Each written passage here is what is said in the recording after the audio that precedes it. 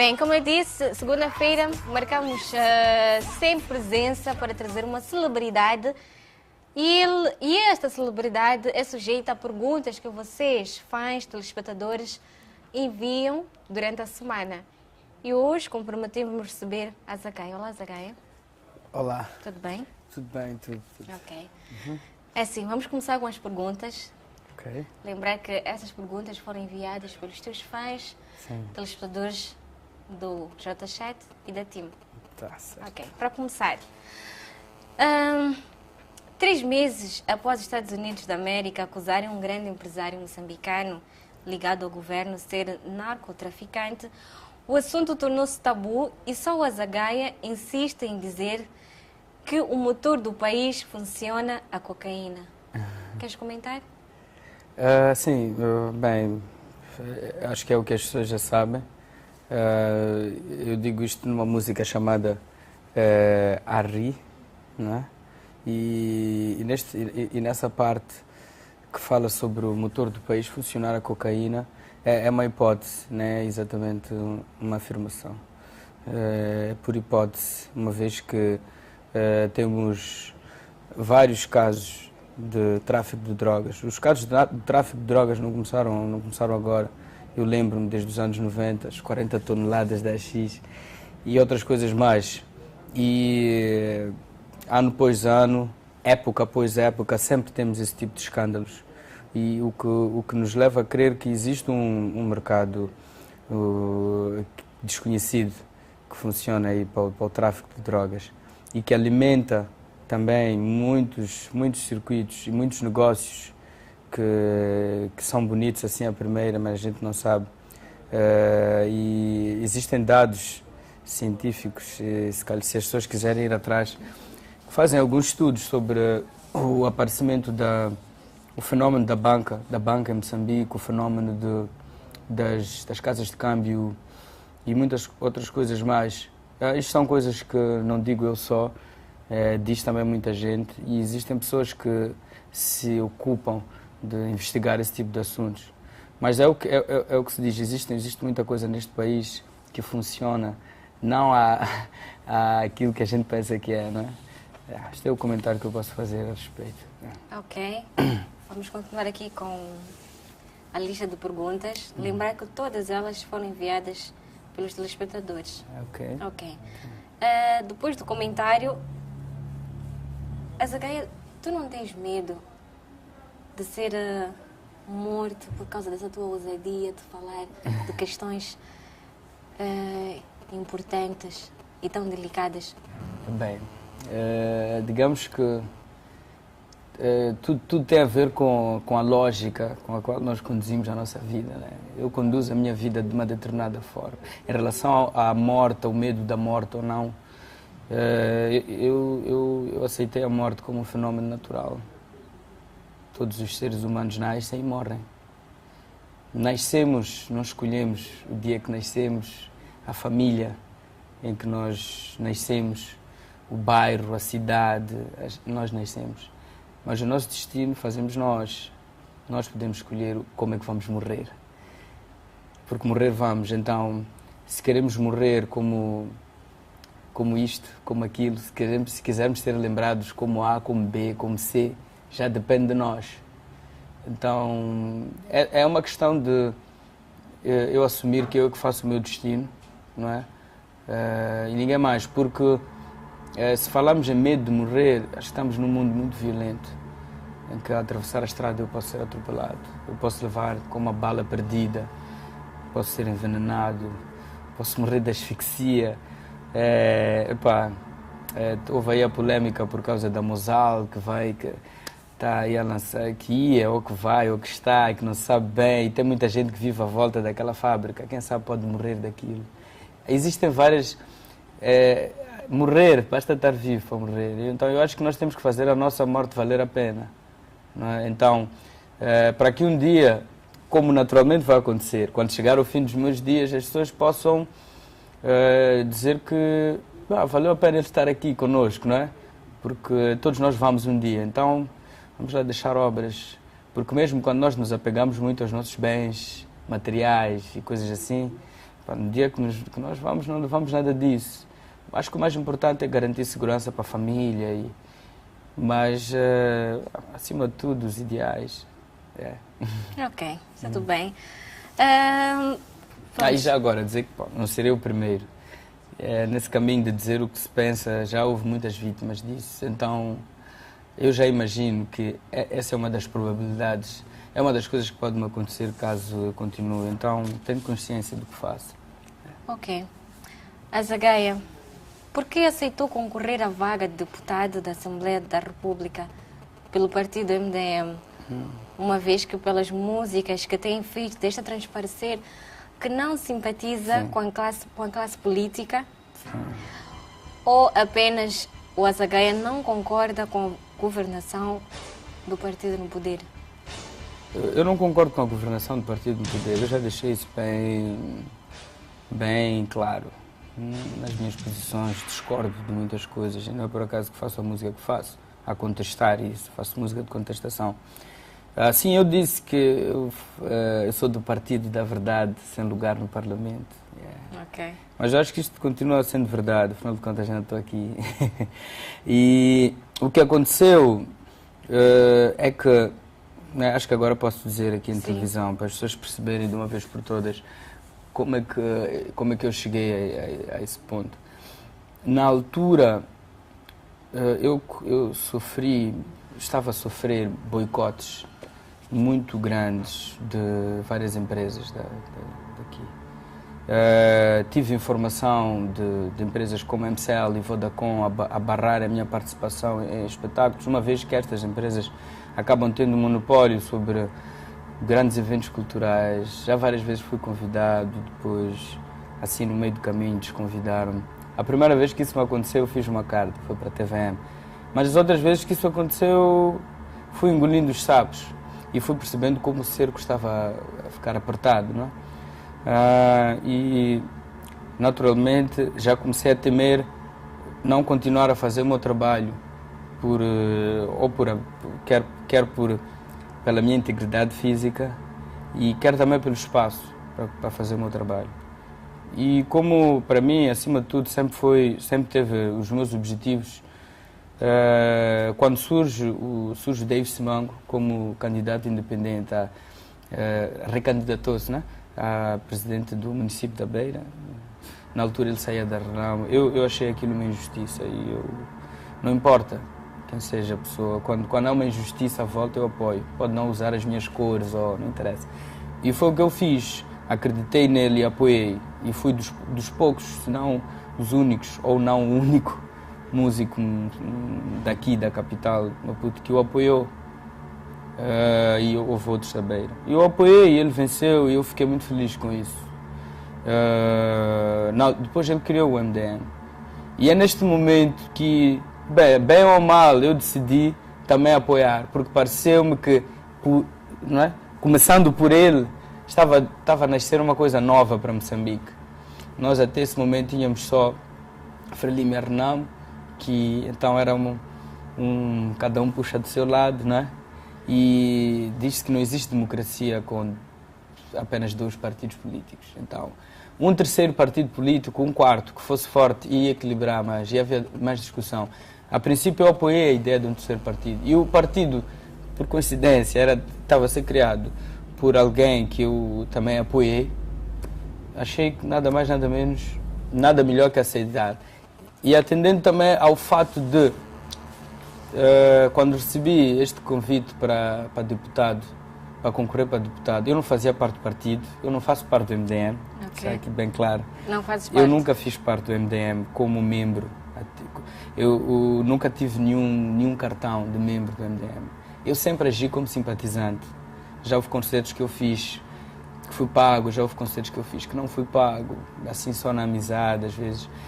E sempre deixei claro que eu simpatizo com a ideia e apoio. Eu acho que ninguém deve me impedir de apoiar algo que eu simpatizo. E foi o que aconteceu. Eu apoiei. Candidatei-me, não é? E deu no que deu, as pessoas todas já sabem. E eu continuei. O que acontece neste momento é que se calhar as pessoas podem perguntar, mas como é que está o Azagaia em relação ao MDM? Não tens nenhum tipo de ligação? não tenho nenhum tipo de ligação, nenhum vínculo com o MDM. A única ligação que eu tenho com o MDM, a única que existiu, foi quando eu preenchi o boletim de candidatura a deputado. Foi a única coisa, assim, em que eu pus lá o meu nome, em que mas não sou membro, não tenho cartão. Eu sempre fui simpatizante, eu sempre apoiei a causa, a ideia. Ok. E é nisso que se resume. Agora, uns podem dizer, não é possível, como? Bem, fica aqui a questão, podem facilmente investigar e ir a fundo e vão perceber que eu estou só a dizer a verdade. Agora, se é uma verdade estranha, pô, isso também já é outra coisa. Vamos falar do movimento 6 de Maio. Sim. Ok. A Zagaia pretende um dia candidatar-se a Presidente da República? Como é que eu posso responder essa pergunta? Se eu pretendo um dia, sim, se o dia chegar e se houver sol, chuva, e de acordo com isso acontece ou não, né? Então não faz sentido responder essa pergunta. Não vai... Não. Entende a minha resposta? Não. A pergunta foi... Espera, eu vou repetir a pergunta. Se eu pretendo um dia. Então, se houver um dia, então, e que nesse dia houver condições para isso acontecer, poderia fazer. Mas isso depende das condições. Eu não posso, não está na minha agenda. Não pretendo fazer isso. Mas, por exemplo, se o que estás a levar neste movimento tornarem-se... Se eu tiver apoiantes... Sim. Vais-te candidatar? Não sei. Eu não sei. Porquê? Porque os líderes não se escolhem a si próprios. Os líderes são indicados pelas pessoas. Então, naturalmente que se houver apoio nesse sentido e se eu achar que é uma coisa nobre a fazer, que faz todo sentido para mim, eu farei.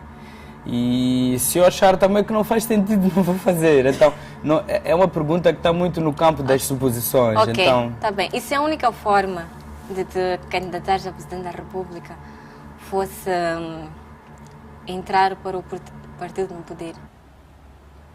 É assim, eu tenho uma posição atualmente em relação aos partidos políticos. Isso até pode ser uma continuação daquilo que eu falava em relação ao MDM. Ok.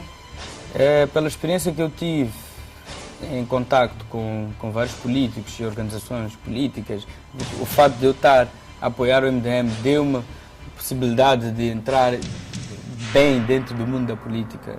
E atualmente eu digo que nenhum partido político vai mudar a vida dos moçambicanos. Okay. E eu acho que quem vai mudar a vida dos moçambicanos são os moçambicanos. Não importa se é fulano ou cicrano que está como Presidente da República, mas se nós não exigirmos que essas pessoas trabalhem efetivamente, nunca vão trabalhar, não é? Okay. É como meter um rato numa despensa e esperar que ele não vai comer o que está ali.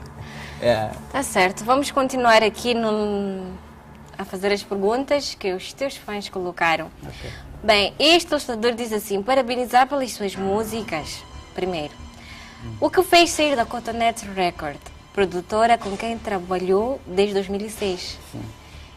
Foi o desentendimento financeiro com a líder da produtora? Sim.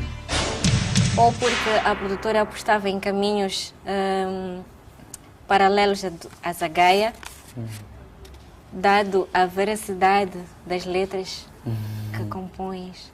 Bem, eu já sei qual é a questão que está em questão. É o seguinte, eu saí da Cotonete Records por iniciativa própria,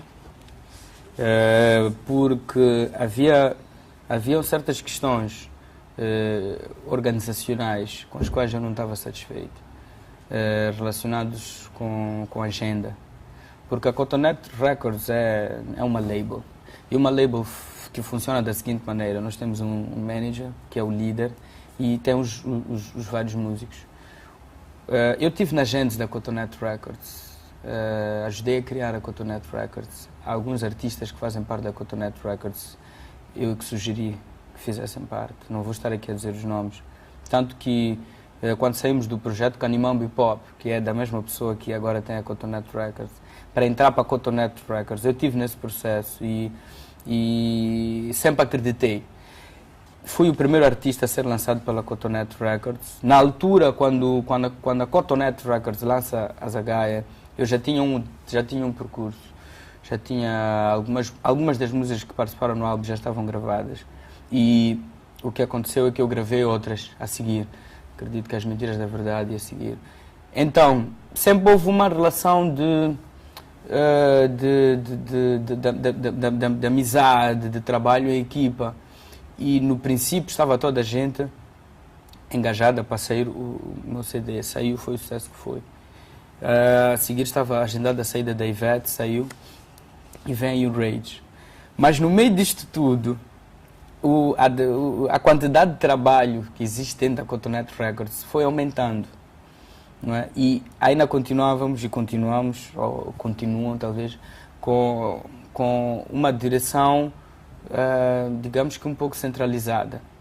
E estava-se nos últimos tempos a tentar resolucionar isso, a alargar a equipa de trabalho, não é?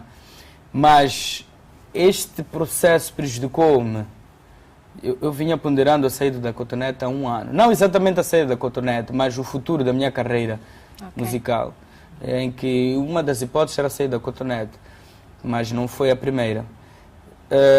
Saí por algum tempo, fiz alguns concertos com o nome Música Perigosa, voltei, não anunciei que tinha saído da Cotonete, foi uma coisa, um combinado só entre eu e o manager. Tentamos de novo e não estava aquilo que eu queria. E muito amigavelmente nós conversamos, eu disse que olha, eu prefiro seguir sozinho e vamos continuar a colaborar. Pelo menos eu não tenho que estar a exigir certas responsabilidades e ficar naquela de que não está a ser cumprido. Então, como também trata-se de uma relação de amizade, para não estragar a amizade com negócios e coisas do género, trabalho, eu preferi salvaguardar também a amizade que existe e então, continuar a solo. Então, para dizer que esses foram os motivos que me levaram a sair da Cotonete. Ok. Não tem nada a ver com questões financeiras. Ok, tudo bem. Não tem nada a ver com questões financeiras. Esclarecidos. A outra pergunta que eu vou colocar agora é assim, as tuas letras são de intervenção, não é? Onde queres que, de uma certa forma, abrir as mentes, os olhos das pessoas, do público. Se o teu objetivo é mudar um bocadinho a mentalidade, mudar muito a mentalidade. Importante, só mudando muito. Há coisas que estão muito erradas, então não faz sentido mudar um bocadinho. É sim. Bom, pode levar muito tempo, mas temos que saber muito bem para onde vamos. Ok, tudo bem. E sabes que as tuas músicas chamam muita atenção pelo conteúdo, pela forma como tu abordas os temas. Por que mesmo assim, se o teu objetivo é mudar muito a mentalidade das pessoas, por que ainda cobras os shows? Não devias cobrar. Não, porque eu sou um músico e fazer música de intervenção social é também uma arte, não é?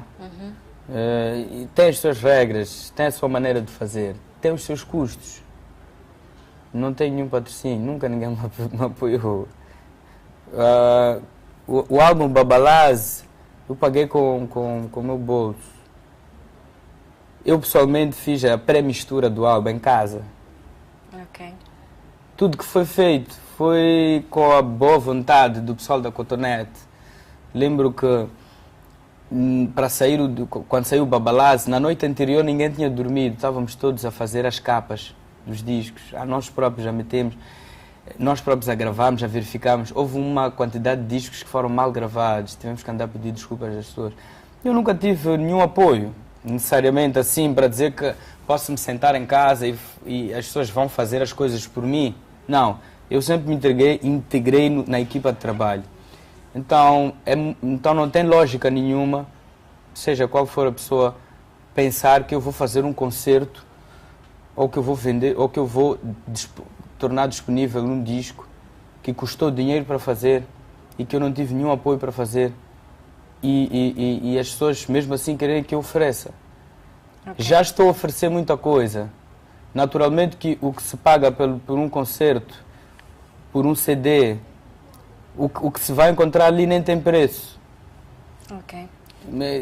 Se chegar a pessoas e disser que, bem, faz sentido, tudo aquilo que tu disseste no álbum Babalaz vale 300 meticais, Eu desafio a primeira pessoa a dizer isso, porque é como um livro, tu pagas um preço por um livro, mas o livro pode mudar a tua vida completamente e nunca há de haver dinheiro que vá pagar isso. Okay. A única coisa, cobra-se os concertos, cobra-se os CDs, porque tem que se fazer o trabalho. E para se fazer o trabalho é preciso dinheiro. Infelizmente é assim que a gente trabalha neste mundo, é só por isso. Já estamos esclarecidos. Agora outra pergunta. A determinada altura da tua vida, já percebeste dos casos de desinformação? Sim.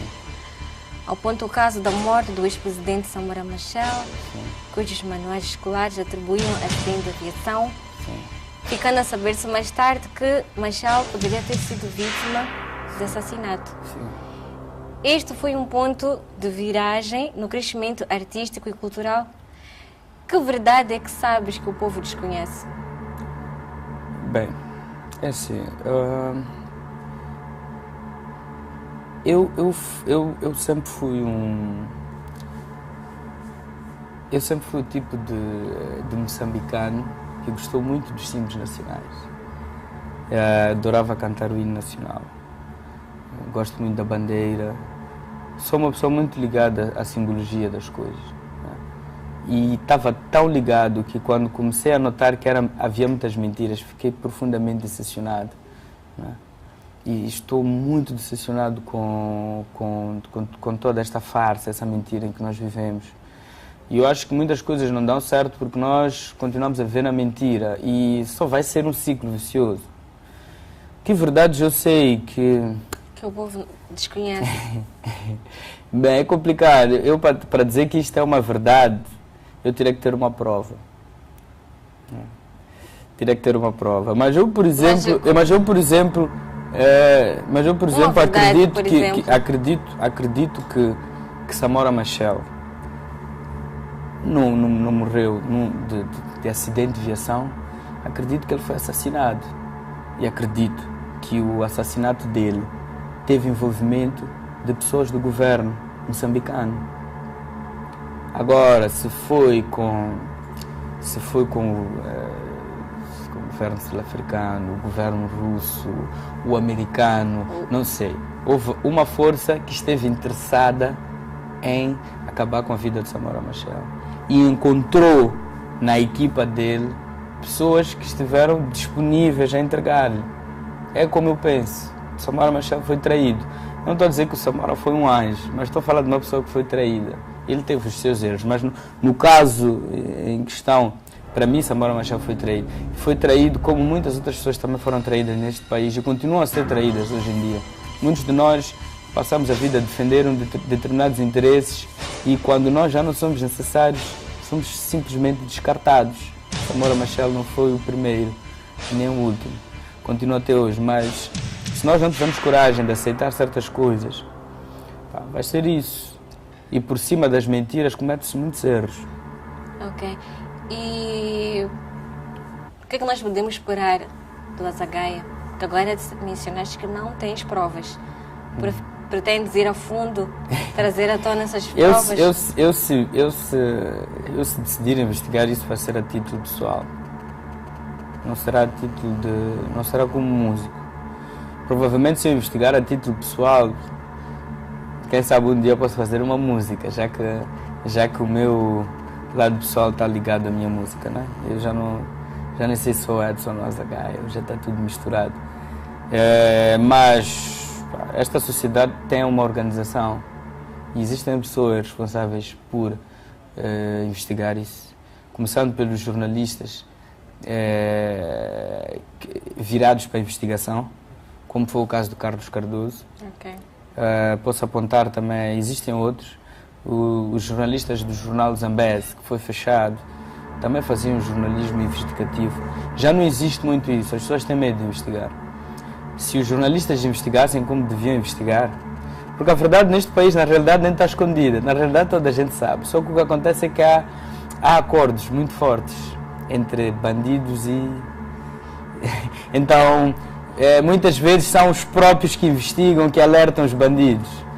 É uma questão de alianças. Nós temos que fazer novas alianças.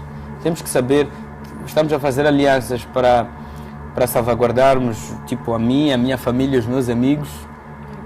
Ou estou a fazer alianças para salvaguardar uma coisa que eu acredito que é o bem-estar do povo moçambicano, já que eu sou moçambicano. Porque não adianta eu ir para fora e dizer que eu sou moçambicano, tenho ali o passaporte, mas não faço nada que dignifique isso. Então, é mais ou menos por aí. Por mim, eu acho que devia-se investigar, a sério. Os moçambicanos precisam saber isso, já passam 25 anos após a morte de Samora Machel. Epá, já é uma vida, eu tenho 27. Epá, é ele, e são vários. E eu acho que é com a verdade que nós podemos nos perdoar. Mas as mentiras, não. Ok, vamos à próxima. Lançamento do single Filhos da... Achas que em nome do intervencionismo se pode cantar tudo? Intervencionismo que é? Pronto, não é o teu lema. Trazer música... Eu sou um músico de intervenção social. O que é intervencionismo? Intervencionismo é qualquer coisa como moda, né? Os ismos, né? O capitalismo, o modismo, o comodismo, parece logo uma coisa negativa. Não é intervencionismo. Não é uma moda. Eu estou a falar do coração, eu estou a falar das coisas que eu acredito. Mesmo assim, achas que se pode cantar tudo nessa linha? Não sei. Quem define? Tu, para além de Quem define o que o músico pode ou não escrever ou cantar? Quem é a pessoa que tem a capacidade de definir isso? Tá bem.